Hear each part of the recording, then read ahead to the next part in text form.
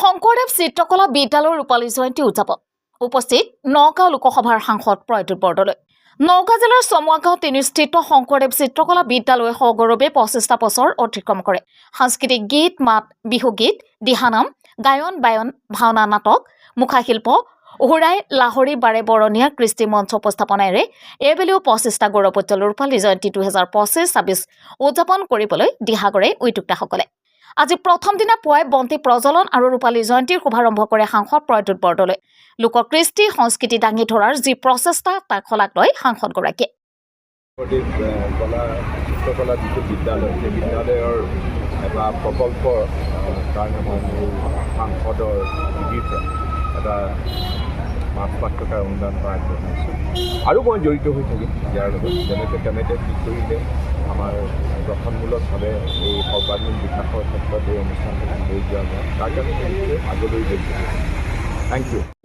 এই শংকৰদেৱ চিত্ৰকলা বিদ্যালয় এই চমগাঁৱত প্ৰতিষ্ঠিত এই শংকৰদেৱ চিত্ৰকলা বিদ্যালয় আহি 1998তে প্ৰতিষ্ঠা কৰা এই বিদ্যালয়খনে 25 বছৰ সম্পূৰ্ণ কৰিলে আৰু এটা পৰম্পৰাগত নিয়ম আছে যে 25 বছৰ হ'লে যেনেকৈ আমাৰ ডেকা চাম এটা বয়স থাকে, ঠিক তেনেকুৱা এটা পৰ্যায়ত কিছুমান কাম কৰিবলৈ আগবাঢ়ে।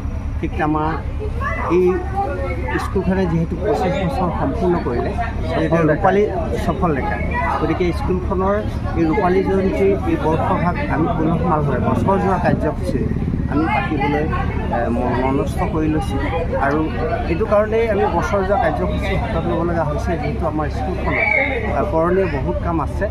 এই কামখিনি আমি এই ৰূপালী জয়ন্তী বৰ্ষৰ এই মাজতেই গোটেই কামখিনি যাতে আমাৰ সম্পূৰ্ণ কৰি আমি শেষলৈ আৰু উখল মাখলেৰে এই অনুষ্ঠানটো আমি উদযাপন কৰিব পাৰোঁ। আজি আমাৰ তাৰে শুভাৰম্ভণিৰ দিন আছিলে।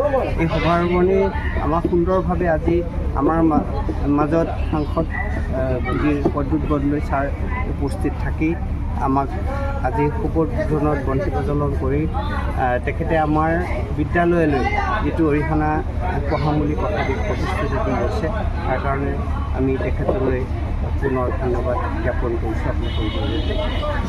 আশা ৰাখিছোঁ এই বছৰজোৰা কাৰ্যসূচী আমি যি আশা লৈ আমি বিভিন্ন অনুষ্ঠান কৰিম বিভিন্ন অঞ্চলত মনত আশা ৰাখিছোঁ যাতে আমাৰ আমি সম্পূৰ্ণ কৰিব পাৰোঁ সকলোৰে ৰাইজৰ লগতে আৰু আমাৰ বছৰজোৰা ৰূপালী জয়ন্তী আপেল চাপেল চব লৈ গুচি গ'ল, লগৰীয়াটো চব লৈ গুচি গ'ল।